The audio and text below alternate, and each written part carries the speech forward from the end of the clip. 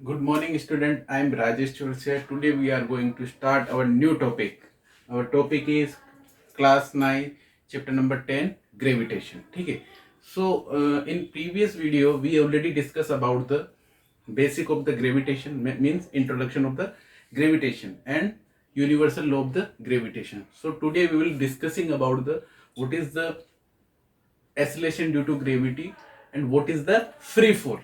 ठीक है, कि फ्री फॉल क्या होता है, एक्सीलरेशन ड्यू टू ग्रेविटी होती क्या है, बच्चों के बहुत डाउट होता है इसमें. ठीक है, तो यदि सबसे पहले मैं बात करूं फ्री फॉल होता क्या है. फ्री फॉल होता क्या है, यदि कोई भी ऑब्जेक्ट को हम किसी पर्टिकुलर हाइट से गिराते हैं, यदि कोई भी ऑब्जेक्ट को हम पर्टिकुलर हाइट से गिराते हैं तो क्या होता है, वो अर्थ की तरफ जाता है. ठीक है, हमेशा अर्थ की तरफ ही जाता है. तो फ्री फॉल होता क्या है, यदि कोई भी ऑब्जेक्ट को हम किसी पर्टिकुलर हाइट से गिराएं और यदि उस पे ग्रेविटेशनल फोर्स के अलावा जो अर्थ के थ्रू जो ग्रेविटेशनल फोर्स लगता है या अर्थ ग्रेविटी जो उसके थ्रू बस ओनली वही फोर्स अप्लाइड हो, और जैसे कि एयर रेसिस्टेंस और अदर फोर्स क्या हो जाए, नेग्लिजिबल. तो जो हम कोई भी ऑब्जेक्ट को गिराएंगे तो यदि अदर फोर्स जैसे कि एयर फोर्स, जो एयर रेसिस्टेंस और अदर फोर्स यदि नेग्लिजिबल हो जाए तो जो ऑब्जेक्ट अर्थ सरफेस को टच करेगा वो फ्रीली फॉल होगा. ठीक है, तो कोई भी ऑब्जेक्ट को यदि हम पर्टिकुलर किसी हाइट से गिराएं और उस पर ग्रेविटेशनल फोर्स के अलावा अर्थ के थ्रू जो ग्रेविटेशनल फोर्स लग रहा है उसके अलावा यदि कोई फोर्स उसके ऊपर नहीं लगे, मतलब अदर फोर्स क्या हो जाए, नेग्लिजिबल हो जाए, तो इसको हम क्या बोलेंगे, फ्री फॉल. ठीक है, तो फ्री फॉल की भी एक हिस्ट्री है. देखो सबसे पहले किसने बताया था, गैलीलियो ने इसके ऊपर एक्सपेरिमेंट किए थे. ठीक है, उन्होंने क्या लिया, एक फेदर लिया, फेदर समझते हो ना, पंख, फेदर. ठीक है, और एक लिया स्टोन. ठीक है, एक फेदर लिया उन्होंने,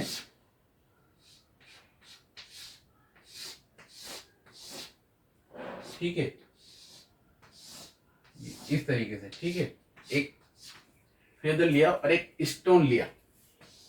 ठीक है, जब उन्होंने इसको एक पर्टिकुलर हाइट से गिरा, क्या गिरा, एक पर्टिकुलर हाइट से गिरा, तो उन्होंने देखा कि जो स्टोन है वो तो कुछ टाइम में अर्थ की सरफेस को टच कर गया, बट जब उन्होंने फेदर को, पंख को गिराया तो उसने ज्यादा टाइम लिया. फिर उन्होंने इसके ऊपर बताया कि क्योंकि इसका जो एरिया होता है वो बहुत ज्यादा होता है, तो इस पे एयर रेसिस्टेंस बहुत ज्यादा होने की वजह से ये अर्थ की सरफेस पे लेट पहुंचता है. ठीक है, due to the air resistance.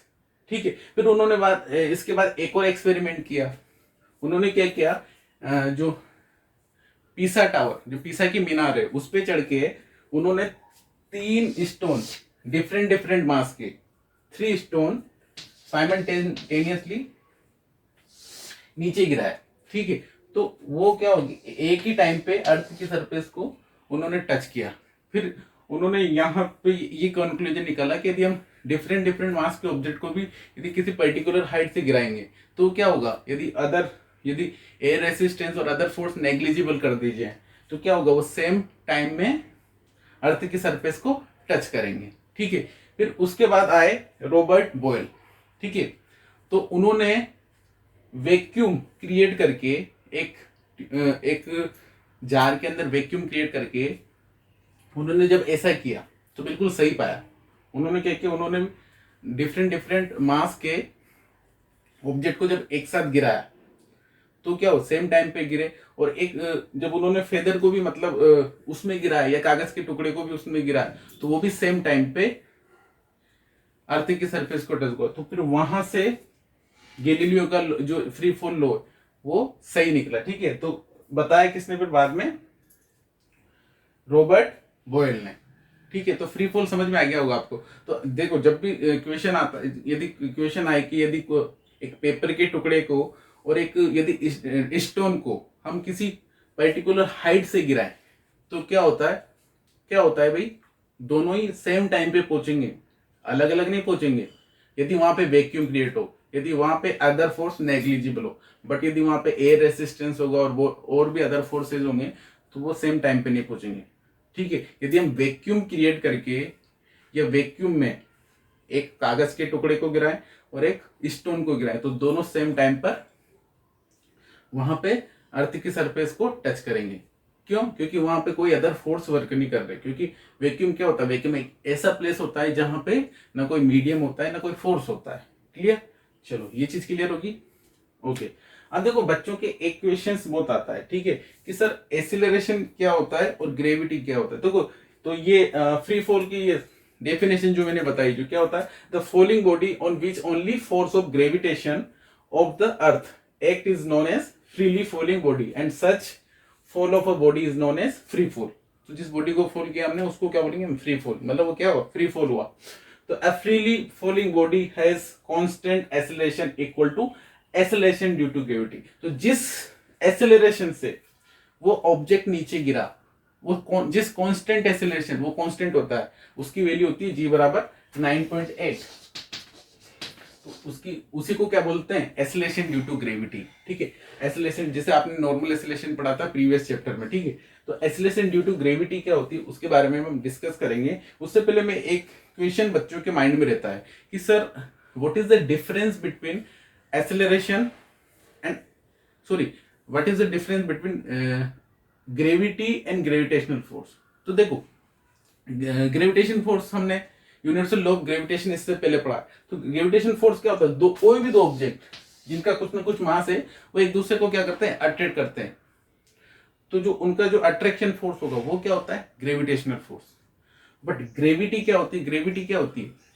मतलब ये किसी भी प्लेनेट, अर्थ की बात नहीं कर रहा, क्योंकि अलग अलग प्लेनेट की ग्रेविटी भाई अलग अलग होती है, इसके बारे में हम डिस्कस करेंगे। तो जैसे अर्थ की बात करूं तो जिस फोर्स के थ्रू अर्थ ग्रेविटी की बात कर रहा हूं मैं, जिस फोर्स के थ्रू किसी भी ऑब्जेक्ट को अपने सेंटर की तरफ अट्रैक्ट करती है उसको बोलते हैं हम ग्रेविटी, ग्रेविटी ऑफ अर्थ। तो ये एक तरह से स्पेशल टाइप्स ऑफ फोर्स होता है, मतलब ग्रेविटेशन का एक स्पेशल टाइप्स होता है। ठीक है, ग्रेविटी और ये डिफरेंट डिफरेंट प्लेनेट की डिफरेंट डिफरेंट होती है ग्रेविटी। तो एक्सेलरेशन ड्यू टू ग्रेविटी क्या होती है? जो किसी प्लेनेट के थ्रू लगाई जाती है। तो अब अर्थ की बात कर रहे हैं तो देखो the acceleration with which a body false toward the earth, जिस एक्सेलरेशन से कोई भी बॉडी किसी प्लेनेट के सेंटर की तरफ गिरती है या किसी प्लेनेट की, या तो हम अर्थ की बात करते हैं, यहाँ पे क्या आ जाएगा? Earth towards the earth, gravitational pull is known as acceleration due to gravity, और इसको हम डिनोट करते हैं स्मॉल जी से। तो एक्सेलरेशन समझ में, सॉरी आपको ग्रेविटी समझ में आ गई और ग्रेविटेशनल फोर्स समझ में आ गया। ठीक है, तो ग्रेविटी क्या होती है? कोई किसी भी प्लेनेट का वो फोर्स होता है जिसके थ्रू वो किसी भी ऑब्जेक्ट को जिसका कुछ ना कुछ मास होता है उसको अपने सेंटर की तरफ अट्रैक्ट करता है, तो वो उसकी क्या होगी? ग्रेविटी। ठीक है, अब देखो अब हम डिस्कस करते हैं यहाँ पे तो एक्सेलरेशन। और देखो कोई भी ऑब्जेक्ट को हम यदि नीचे पर्टिकुलर किसी हाइट से नीचे गिराते हैं तो क्या होता है? वो एक कांस्टेंट एक्सेलरेशन से नीचे गिरता है, तो उसको क्या बोलते हैं? Acceleration due to gravity. ठीक है, ग्रेविटी की वजह से उसमें एक्सेलरेशन आ रहा है। तो नॉर्मल एक्सेलरेशन क्या होता है? जैसे कि मान लो कोई भी ऑब्जेक्ट को मैंने क्या किया, एम मास का ऑब्जेक्ट है, इस पे एक फोर्स अप्लाइड किया, तो इसमें क्या होगा? जो एक्सेलरेशन आया वो क्या है? Normal acceleration. ठीक है, तो अब एक्सेलरेशन ड्यू टू ग्रेविटी क्या होती है उसके बारे में डिस्कस करते हैं। ठीक है, ये चीजें आपकी क्लियर होगी होगी। तो इसके लिए देखो एक डेरिवेशन करते हैं। देखो यूनिवर्सल लॉ ऑफ ग्रेविटेशन क्या होता है? लॉ ऑफ ग्रेविटेशन F बराबर m1 g m1 m2 upon r square, ये होता है। तो लेट अस कंसीडर एक हमारी ये अर्थ है। ठीक है, अब ये हमारे अर्थ का सेंटर। ठीक है, कोई एक पर्सन यहाँ पे रामलाल यहाँ बैठा हुआ है। ठीक है, और एक और पर्सन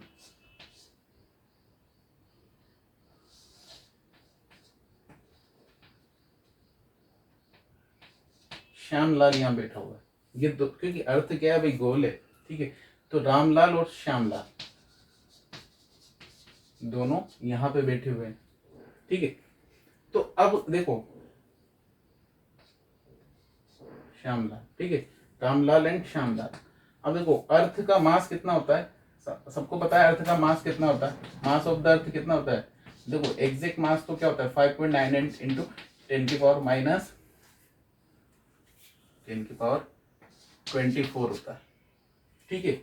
बट इसको एग्जैक्ट अपन कितना मान लेते हैं 6 इंटू 10 की पावर 24 केजी। और रेडियस कितनी होती है, रेडियस अर्थ की बात कर रहा हूं, अर्थ की रेडियस कितनी होती है 6.4 इंटू 10 की पावर 6 मीटर, ठीक है। 6.4 इंटू 10 की पावर 6 मीटर।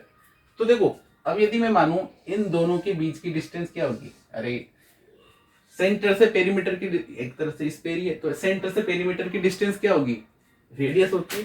तो ये रेडियस होगी तो ये भी रेडियस होगी। तो क्या मैं देखो इसको इन दोनों देखो जो यूनिवर्स जो ग्रेविटेशन फोर्स होता है, ठीक है, तो वो सेंटर दो ऑब्जेक्ट के बीच में अप्लाई होता है, ठीक है। और कहां से हम डिस्टेंस कहां से मेजर करते हैं, सेंटर से। तो अप्रोक्सीमेट इन दोनों के ये अर्थ और इस ऑब्जेक्ट के ये जो रामलाल है इन दोनों के बीच की डिस्टेंस अप्रोक्सीमेट कितनी हो जाएगी आर, ठीक है, अप्रोक्सीमेट आर हो जाएगी। तो रामलाल और अर्थ के बीच में हम ग्रेविटेशनल फोर्स निकालेंगे, किस किस के बीच में,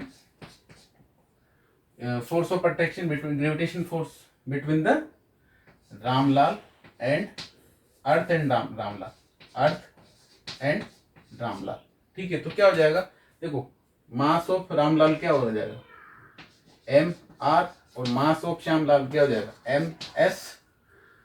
तो मास ऑफ रामलाल क्या हो जाएगा मास, ठीक है, mass of earth up into G universal gravitational constant, mass of Ramlal upon इन दोनों के बीच की डिस्टेंस यदि हम सेंटर से काउंट करेंगे तो रेडियस की इक्वल हो जाएगी अर्थ रेडियस की, ठीक है। अब मास ऑफ श्यामलाल, अर्थ और श्यामलाल के बीच में जो ग्रेविटेशनल फोर्स लगेगा तो जी मास ऑफ अर्थ और मास ऑफ श्यामलाल, ठीक है। दोनों के बीच की डिस्टेंस भी क्या हो जाएगी रेडियस ऑफ अर्थ, तो रेडियस ऑफ अर्थ का स्क्वायर। अब देखो इन दोनों में एक चीज कॉमन आ रही है, क्या देखा होगा आपने, ये चीज कॉमन आ रही है। तो जो ये चीज होती है ना, तो यदि हम इसको कैलकुलेट करें जी इंटू एम ई मतलब मास of earth upon radius of earth, तो इसी की वैल्यू कितनी होती है 9.8 मीटर पर सेकेंड स्क्वायर। यदि हम इसको कैलकुलेट करेंगे वैल्यू रखे तो यही किसकी वैल्यू होती है एक्सेलरेशन ड्यू टू ग्रेविटी, जो सभी पे इक्वल होती है। तो जो एक्सेलरेशन ड्यू टू ग्रेविटी, अब देखो इसमें कहीं भी किसी भी ऑब्जेक्ट का मास आ रहा है क्या, नहीं आ रहा। तो कोई भी तो एक्सेलरेशन ड्यू टू ग्रेविटी किसी भी ऑब्जेक्ट के मास पे डिपेंड नहीं करती। क्यों, क्योंकि यहाँ पे तो किसी ऑब्जेक्ट का मास आ ही नहीं रहा, बस अर्थ के मास पे यूनिवर्सल ग्रेविटेशनल कांस्टेंट और किस पे डिपेंड करती है, किस पे डिपेंड करती है रेडियस ऑफ अर्थ पे। तो इसकी वैल्यू क्या होती है, अब देखो मीटर पर सेकेंड स्क्वायर कहां से आया, हमें पता है कोई भी ऑब्जेक्ट का जो मास होता है, कोई भी ऑब्जेक्ट का मास क्या होता है mg, तो मास क्या होता है, तो यही एक तरह से फोर्स होता है भी, यही देखो नॉर्मल फोर्स क्या होता है मास इनटू एक्सेलरेशन। तो यहाँ पे जो एक्सेलरेशन होता है ना वो एक्सेलरेशन ड्यू टू ग्रेविटी होता है। अब हम इसको कैलकुलेट करेंगे यहाँ पे, तो जैसे मास ऑफ रामलाल का हम करें तो mass of Ramlal into G equal to किसको करें, ये G M E mass of Ramlal upon radius of earth. तो देखो ये जी से तो मास ऑफ रामलाल से मास ऑफ रामलाल कट गया, तो हमारे पास जी बराबर क्या आ गया, तो ये क्या है इसकी यूनिट क्या होती है किलोग्राम इंटू मीटर पर सेकेंड स्क्वायर। तो इसकी भी यूनिट क्या हो जाएगी, इस पूरी की यूनिट क्या हो जाएगी, किलोग्राम से किलोग्राम तो कट गया ना, अब इसकी यूनिट क्या हो जाएगी, किसके इक्वल हो जाएगी, ये किसके इक्वल हो गया, जी के इक्वल। तो जी की यूनिट क्या हो जाएगी, जी की यूनिट हो जाएगी मीटर पर सेकेंड स्क्वायर। तो यही हमारा क्या होता है एक्सेलरेशन ड्यू टू ग्रेविटी। और ये कहां से आया, जब हम देखो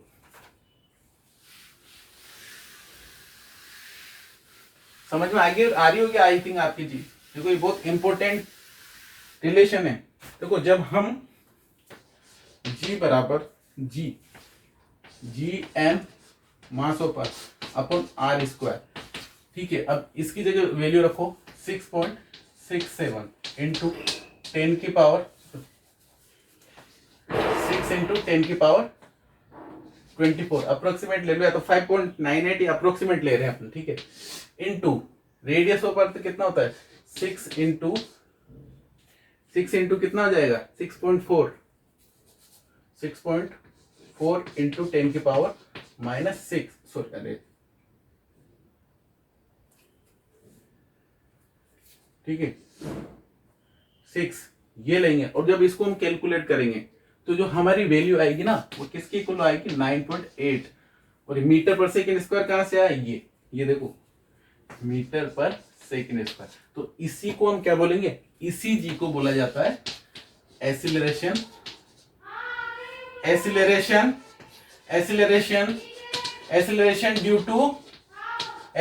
ड्यू टू ग्रेविटी।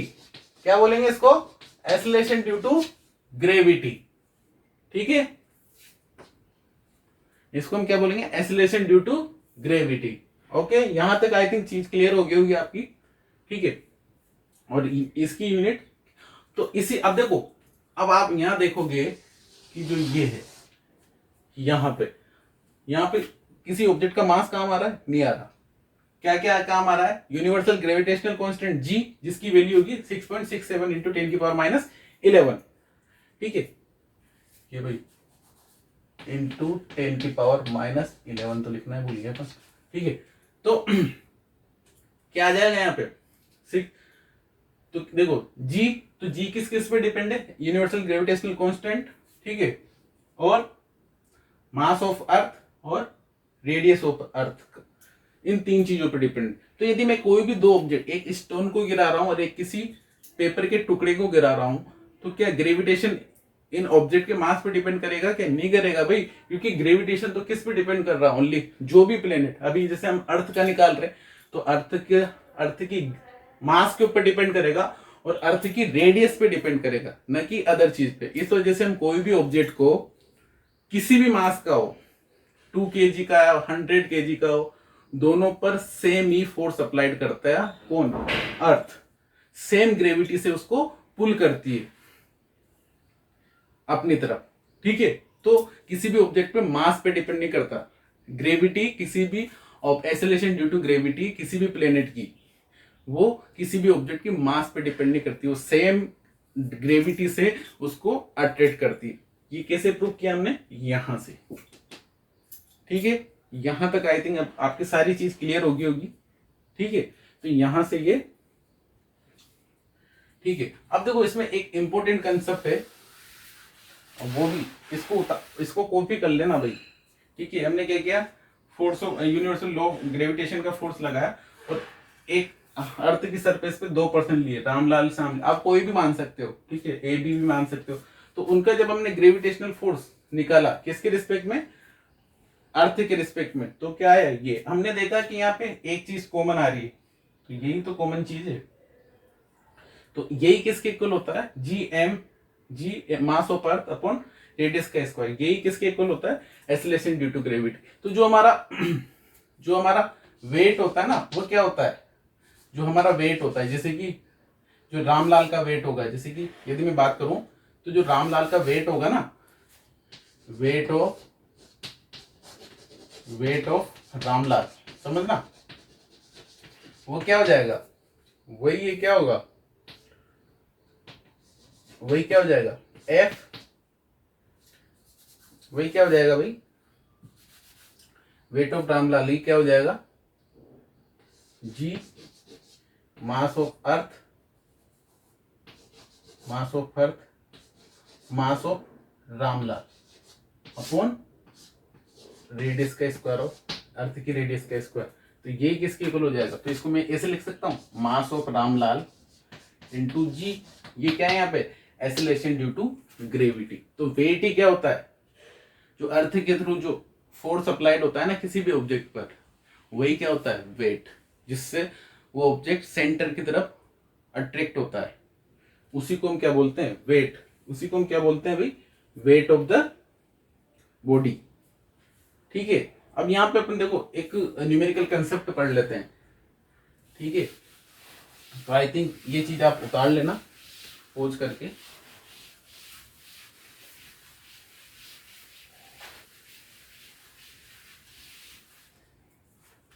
ठीक है, देखो कोई भी इसमें दो केस बनते हैं न्यूमेरिकल कंसेप्ट के लिए। न्यूमेरिकल केस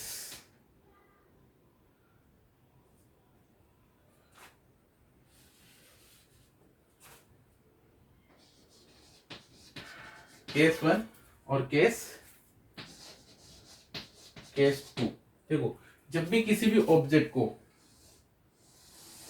हम ऊपर से नीचे गिराते हैं, फ्री फॉल करते हैं, ठीक है, ऊपर से, देखो हमारी मोशन इक्वेशन क्या होती है, मोशन इक्वेशन फर्स्ट क्या होती है, v बराबर u प्लस ए टी, ये तो नॉर्मल मोशन इक्वेशन है मैं, ठीक है। सेकंड क्या होती है, s बराबर you t plus half A T square, और थर्ड हमारी क्या हो जाएगी, v स्क्वायर बराबर यू स्क्वायर प्लस 2as। यहाँ पे v क्या होता था, फाइनल वेलोसिटी, u क्या होता था, इनिशियल वेलोसिटी, a एक्सेलरेशन और t टाइम। जिसने ये मोशन इक्वेशन नहीं पढ़ी हो तो हमारा आप चैप्टर 8 का ये वीडियो जरूर देख ले, तो वहाँ सारी चीजें क्लियर हो जाएगी आपकी। ठीक है, और s क्या है, डिस्टेंस कवर, और v और a एक्सेलरेशन है। ठीक है, तो जब हम किसी भी ऑब्जेक्ट को एक पर्टिकुलर हाइट से नीचे गिराते हैं तो क्या होता है, उस कंडीशन में उसकी इनिशियल वेलोसिटी क्या हो जाएगी, u बराबर क्या हो जाएगा, 0। जब भी किसी भी ऑब्जेक्ट को हम ऊपर से गिराएंगे एक पर्टिकुलर हाइट से, तो उसकी इनिशियल वेलोसिटी ऑलवेज 0 होगी। ये चीज ध्यान रखना, ये न्यूमेरिकल में काम आएंगे कंसेप्ट। ठीक है, अब देखो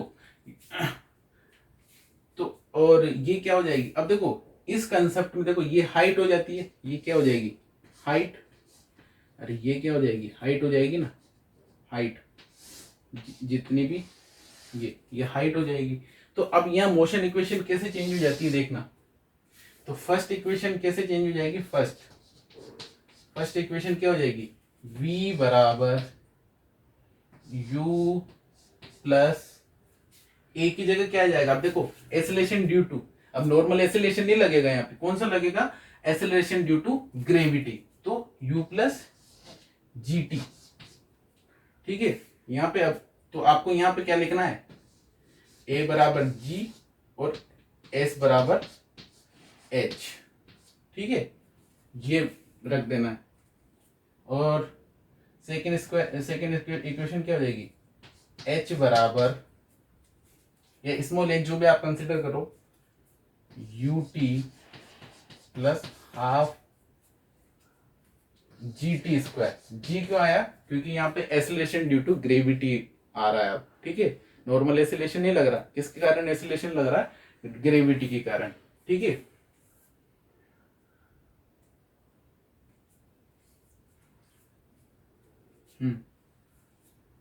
और थर्ड इक्वेशन v स्क्वायर बराबर यू स्क्वायर प्लस 2gh, ये हमारी तीनों इक्वेशंस हो जाएगी, किसके लिए, एक्सेलरेशन ड्यू टू ग्रेविटी के लिए।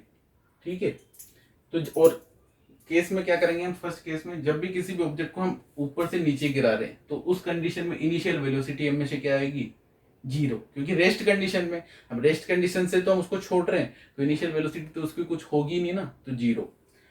अब ये तो कब है, जब हम ऑब्जेक्ट को फ्री फॉल कर रहे हैं, मतलब नीचे गिरा रहे हैं। अब ये सेकंड केस कब का है, जब ऑब्जेक्ट को हम क्या कर रहे हैं, ऊपर की तरफ फेंक रहे हैं। कोई भी ऑब्जेक्ट को क्या कर रहे हैं हम, ऊपर की तरफ फेंक रहे हैं। ठीक है, ये तो ये इसकी हाइट हो जाएगी h। ठीक है, हाइट हो जाएगी h, क्लियर। चलो अब इस कंडीशन में क्या हो जाएगा, जो फाइनल वेलोसिटी v बराबर 0 हो जाएगा, फाइनल वेलोसिटी। जब भी किसी भी ऑब्जेक्ट को हम ऊपर फेंकेंगे तो इनिशियल वेलोसिटी तो कुछ ना कुछ होनी चाहिए ना, जब भी किसी ऑब्जेक्ट को हम ऊपर फेंक रहे हैं तो उसकी इनिशियल वेलोसिटी तो कुछ ना कुछ होनी चाहिए, तो यू तो कुछ ना कुछ होगी, बट वी एक ऐसा पॉइंट आएगा जहां पर कि वो पहुंच के वापस क्या हो जाएगा। देखो इस कंडीशन में जो एक्सेलरेशन होता है वो कांस्टेंट होता है, वो कितना होता है 9.8 मीटर पर सेकंड स्क्वायर। तो देखो क्वेश्चन ये भी आता है कि ऐसी कौन सी कंडीशन में जिसमें कि एक्सेलरेशन होता है पर वेलोसिटी स्पीड क्या हो जाती है, जीरो हो जाती है। तो जब भी किसी भी ऑब्जेक्ट को हम ऊपर फेंकते हैं तो एट लास्ट पॉइंट पे जाके क्या हो जाए, पीक पॉइंट पे जाके वो क्या हो जाता है, जीरो, बट एक्सेलरेशन होता है तो इससे तो नीचे आती है उसी से। तो उस कंडीशन में क्या हो जाएगा, फाइनल वेलोसिटी जीरो। और अब मोशन इक्वेशंस क्या हो जाएगी, v बराबर first u minus G T. अभी माइनस क्यों अप्लाई किया मैंने, समझना। तो कि यहां पे तो क्या कर रहे थे हम, ऑब्जेक्ट को गिरा रहे थे, तो ग्रेविटी के अंडर ही क्या हो रहा था, ऑब्जेक्ट गिर रहा था। अब यहां पे क्या कर रहे हैं हम, ऑब्जेक्ट को ऊपर फेंक रहे हैं। क्या कर रहे हैं, ऊपर फेंक रहे हैं, तो ग्रेविटी नीचे की तरफ है, अरे ग्रेविटी जी नीचे की तरफ, ठीक है, जी नीचे की तरफ लग रही है, और ऑब्जेक्ट को हम कहां फेंक रहे हैं, ऊपर की तरफ। तो मतलब ग्रेविटी के अपोजिट डायरेक्शन में फेंक रहे हैं ना, तो माइनस जी, ठीक है ना, जी क्या हो जाएगा, नेगेटिव, क्योंकि हम अपोजिट डायरेक्शन में फेंक रहे हैं। और एस बराबर U T minus half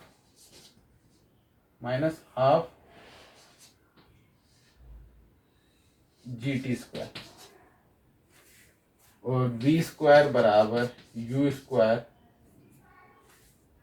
minus two जी एच। तो ये इक्वेशन जब ऑब्जेक्ट को नीचे गिराएंगे तो ये मोशन इक्वेशंस बन जाएगी हमारी, एक्सेलरेशन ड्यू टू ग्रेविटी। और जब ऊपर फेंकेंगे तो ये इक्वेशंस बन जाएगी हमारी, ये दोनों न्यूमेरिकल्स में काम आएगी।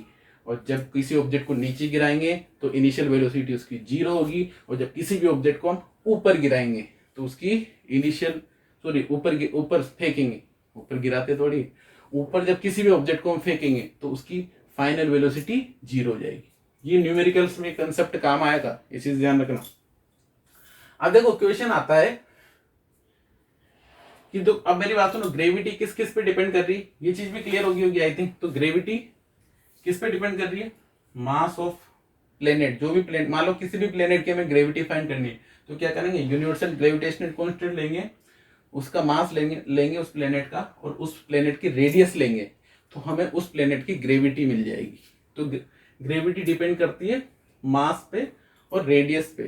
ग्रेविटेशनल कांस्टेंट तो सभी जगह सेम होगा, तो इस वजह से अलग अलग प्लेनेट की ग्रेविटी क्या होती है, अलग अलग होती है, क्योंकि सबका मास अलग अलग होता है और उनकी रेडियस भी क्या होती है, अलग अलग। इसी वजह से जब भी कोई पर्सन कहां पे जाता है, मून पर, कहां पे, मून, तो मून की ग्रेविटी क्या हो जाएगी, अरे मून की ग्रेविटी क्या हो जाती है भाई, मून की ग्रेविटी,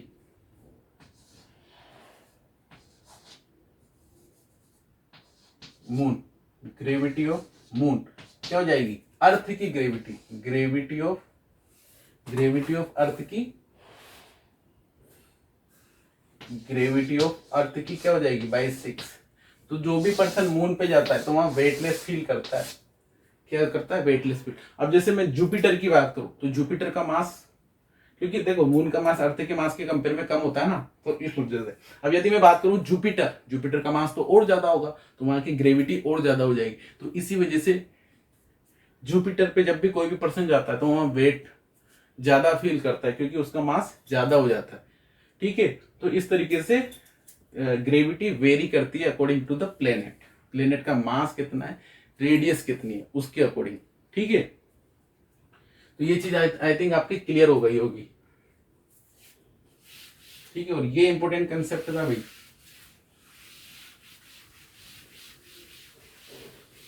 अब हम बात करेंगे मास और वेट में डिफरेंस।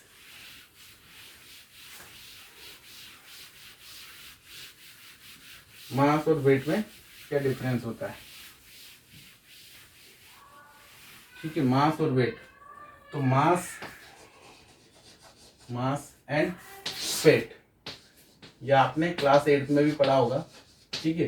तो मास क्या होता है, मतलब कोई भी पार्टिकल, कोई भी ऑब्जेक्ट कितने नंबर ऑफ पार्टिकल से मिलकर बनाता है, वो उसका क्या होता है, मास। तो फर्स्ट क्या हो जाएगा, मास क्या हो जाता है, how many particles it is made. तो मास क्या हो जाएगा, कितने नंबर ऑफ पार्टिकल्स से मिलकर बना होता है। और वेट क्या हो जाता है, जिस फोर्स के थ्रू कोई भी प्लेनेट कोई भी ऑब्जेक्ट को अपने सेंटर की तरफ अट्रैक्ट करता है, जिस फोर्स से, वही फोर्स को हम क्या बोलते हैं, वेट। ठीक है, फिर मास क्या हो जाता, तो ये देखिए, ये लिख लेना, नंबर ऑफ पार्टिकल्स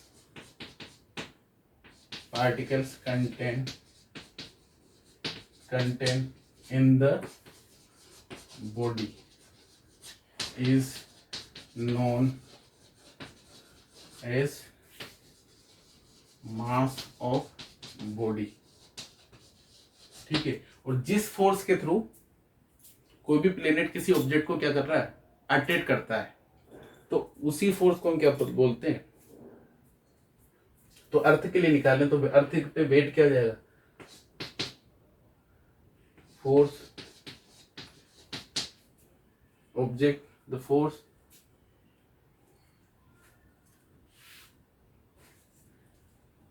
ऑब्जेक्ट या object which is attract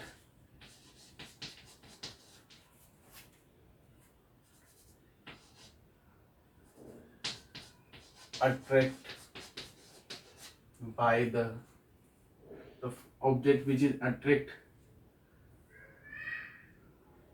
the force which is attract by the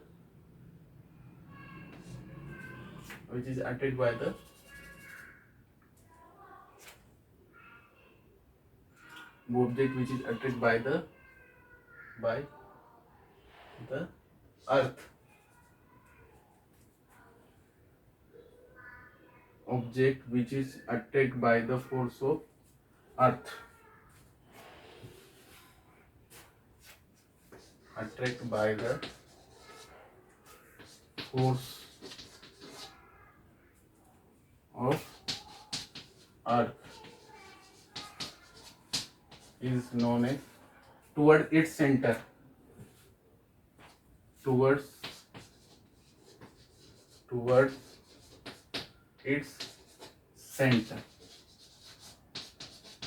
तो जिस फोर्स के थ्रू, जिस अर्थ फोर्स के थ्रू कोई भी ऑब्जेक्ट क्या होता है, उसके सेंटर की तरफ अट्रैक्ट होता है, टुवर्ड्स इट्स सेंटर, उसी को हम क्या बोलते हैं, weight, is known as weight. ठीक है, और फिर यदि मैं बात करूं तो मास को it is denoted by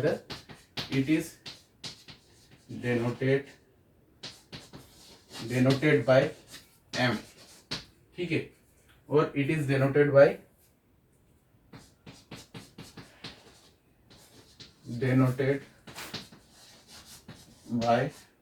w। ठीक है, w से डेनोट करते हैं। फॉर्मूला क्या हो जाएगा, ठीक है, और मेजर्ड इन किलोग्राम और मेजर्ड इन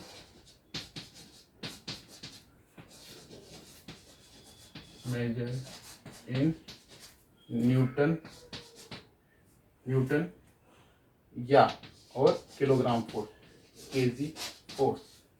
ठीक है, ये केजी वेट या केजी वेट। ठीक है,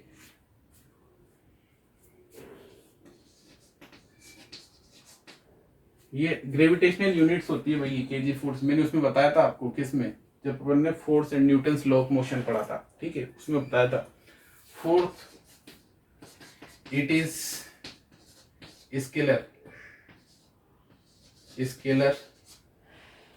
स्केलर क्वांटिटी। ये क्या होती है, स्केलर क्वांटिटी, क्योंकि इसको जहां पे रख दे वहीं पे रहता है। और ये it is vector quantity. Weight क्या होता है, वेक्टर क्वांटिटी होती है। या फिर देखो, वेट को हम ये भी बोल सकते हैं, यदि किसी भी ऑब्जेक्ट के मास को ग्रेविटेशनल या ग्रेविटी से यदि किसी भी ऑब्जेक्ट के मास में ग्रेविटेशनल इफेक्ट को ऐड कर दिया जाए तो वो क्या बन जाता है, तो gravitational effect is added with the mass is known as weight of the body. ठीक है, और मास डज नॉट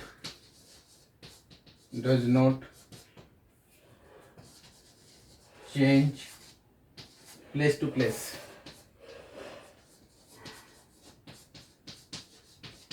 देखो, weight will be change, weight will be change. जैसे कि अर्थ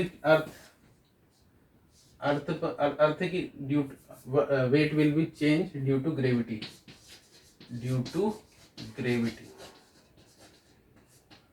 ग्रेविटी। क्यों? देखो, ग्रेविटी ऑफ अर्थ कितनी होती है, 9.8 मीटर पर सेकेंड स्क्वायर। और मून की बात करें, ग्रेविटी ऑफ मून तो क्या हो जाएगी 9.8/6। तो ग्रेविटी चेंज होने पर क्या होता है, ये चेंज हो जाता है। और इसका फॉर्मूला क्या होता है, W बराबर मास इंटू ग्रेविटी। ठीक है, तो ये सारे डिफरेंस है, और भी बहुत सारे डिफरेंस है, पर इतना सफिशिएंट है आपके लिए।